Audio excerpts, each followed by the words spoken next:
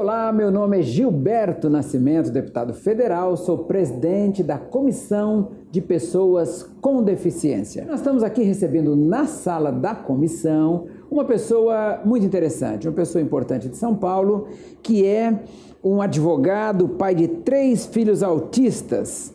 E nós estamos falando do Tiago Santos Fraga Rodrigues.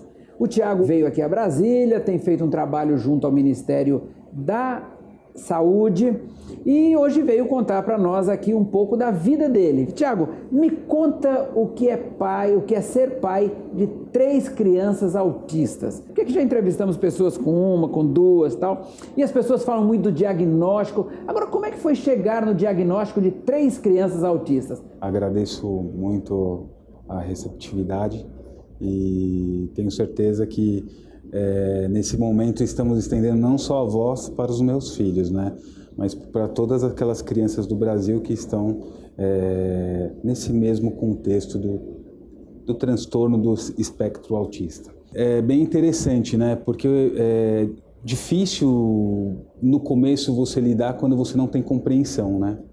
Então, o autismo ele tem algumas características, principalmente as questões comportamentais. Para a gente chegar a um diagnóstico de autismo dentro da nossa casa demorou um certo tempo, né? Então, por vezes, nosso filho mais velho, a gente não entendia porque ele teve um atraso na fala, porque ele teve um atraso na educação e nunca associou que poderia ser um problema de transtorno de espectro de autismo. Já com o segundo e com o terceiro, nós conseguimos detectar. É muito interessante porque são crianças especiais, né?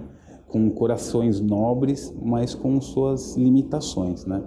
E eu acredito que esse é um tema que deve ser colocado perante as autoridades públicas, até para conscientização, para um melhor preparo, inclusive dentro dos próprios lares, né? Porque muitos pais não têm a consciência de que seus filhos podem serem acometidos desse transtorno, né? Mas tem sido muito desafiador e com muito amor e com o apoio de alguns especialistas a gente vem conseguindo algumas evoluções. Ô Tiago, agora qual a maior dificuldade enfrentada pela família? Principalmente no seu caso, com 3 filhos dessa condição. Primeiro ponto claro que são muitas, né? São muitas. A dedicação, né? Sim. A dedicação. Eu, particularmente, tenho pouco tempo destinado a eles no dia, né? Eu costumo falar que eu abro o dia, né, levando para a escola, ajudando nas tarefas para levar para a escola, arrumar lancheira e fecho o dia dele dormindo, né? Mas o desafio forte mesmo é da minha mulher e acredito que de muitas mães e pais que se dedicam, acabam até abdicando de suas próprias profissões para poder dar maior atenção, porque realmente uma criança, elas são crianças normais.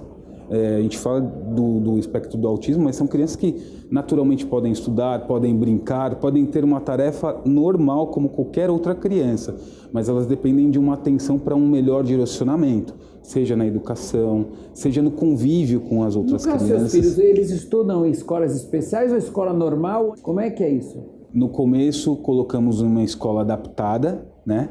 E depois optamos até por uma questão financeira, né? Por ter 3 filhos, né? Onde minha esposa dá aula numa faculdade em Guarulhos e, consequentemente, ela conseguiu bolsa para os 3. O interessante foi que a escola se interessou em desenvolver um projeto piloto para adaptar essas crianças ao mundo normal da educação. Ou seja, hoje eles estudam na grade normal e vem sendo feito um trabalho dentro dessa escola para que as crianças estejam inteiradas com as crianças portadoras do espectro do autismo. A sua esposa lançou uma página na internet, né, para falar um pouco sobre a questão do autismo, né? Conta um pouco para a gente sobre essa página. Está na página do Instagram, chama Normalmente Autista, e o objetivo da página é compartilhar, principalmente com as mães e os pais, o dia a dia e até ela levar um pouco da experiência de tratamento, né, médico, né, do que vem sendo tratado no âmbito clínico, como também o desenvolvimento motor, físico-motor, alguns exercícios que possam ser inseridos diariamente para que eles tenham melhor compreensão, para fazer suas tarefas, para brincar, até para ter consciência, responsabilidade. Então, ela ensina os pais, dentro do nosso projeto piloto, o dia a dia e como se portar, né, com a criança que tem esse transtorno, né? Hoje, existe um questionamento sobre o número de autistas no Brasil, assim como o número de síndrome de Down, porque normalmente também o poder público não trabalha muito bem isso, porque também não tem os números, as prefeituras, governo do estado e assim por diante. Como é que você acha que a gente pode ajudar esta causa aqui na comissão das pessoas com deficiência? É um ponto bem colocado pelo senhor, né? Eu acho que isso é um tabu, né? Não temos mesmo uma estatística comprovada, um número geográfico que demonstre toda essa população, né, dessas crianças, inclusive até de síndrome de Down. O que nós podemos pensar numa melhoria na legislação? Eu acho que hoje, até para a medicina, o diagnóstico ele é muito recente. A gente, conversando com a nossa médica que cuida das crianças, ela falou assim, eu brigava muito dentro dos fóruns, dentro dos debates das escolas de medicina em São Paulo, falando, olha, esse comportamento é um comportamento de uma criança que tem o TEA, que tem um transtorno do autismo, né? E até para enraizar isso dentro da medicina, custou um pouco, né? O que eu penso? Eu acho que a gente tem que olhar políticas públicas, principalmente de acessibilidade, de instrução às redes de ensino, pública, para que possa ter um olhar mais sensível de preparo dos profissionais, que esses profissionais possam ter um desempenho de acolhimento e inclusão social de fato, né? A gente não pode pensar e falar assim, ó, vamos criar uma escola específica para os autistas, para as crianças. Não, a gente tem que incluir de fato, né? Então, nesse sentido de olhar outras políticas, como em São Paulo vem sendo tratado dentro da Câmara com o vereador Gilberto Nascimento, o porquê de tanta burocracia, às vezes, para conceder um bilhete que é de direito da criança, né? Um médico, um tratamento. Então, acho que a gente poderia trabalhar nesse plano de políticas públicas, de melhorias, não só para as crianças, mas para todos que estão ao redor, todos aqueles que participam. As próprias vagas, por exemplo, de estacionamento, nós tivemos um caso aqui, estamos trabalhando isso.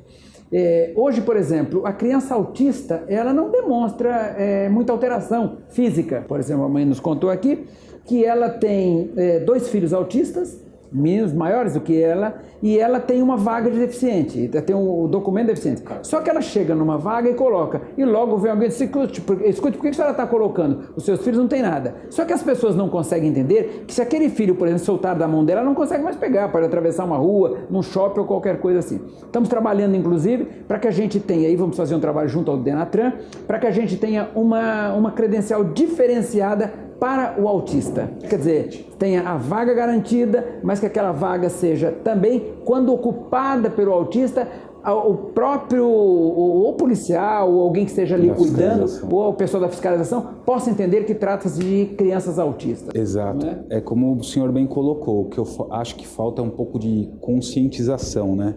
Por isso que a gente fala sempre em conscientização e talvez esse pedido de audiência pública ou de desenvolvimento de reuniões dentro da comissão no viés de desenvolver a conscientização. Eu tenho esse cartão em Guarulhos, né, cidade que eu resido, mas ele vem com um símbolo do cadeirante, né? E talvez isso dificulta para esses órgãos, até mesmo em shoppings, né? São poucos os shoppings, até em São Paulo, que usam o símbolo do autismo, que é aquele laço envolto com vários quebra-cabeças, né, que é o símbolo do autismo, que já fizeram essa adaptação, mas eu acho que o ponto que o senhor toca é fundamental em ter um símbolo de comunicação que possa trazer maior compreensão para essas pessoas que não entendem o que é o TEA. A grande receita é carinho, respeito, amor, inclusão. São crianças que têm as suas limitações, principalmente comportamentais, aí eu falo, os meus filhos, às vezes, eles demoram para entender o que é um não, né? Ah, não, filho, agora não dá para ir comprar bala porque já fechou a padaria ou fechou o bar, né?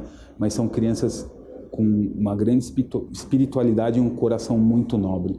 Conversamos então aqui com o Tiago, pai de 3 filhos autistas. A esposa dele tem uma página na internet que eu gostaria que ele repetisse novamente aqui para que as pessoas acompanhassem. Normalmente autista no Instagram.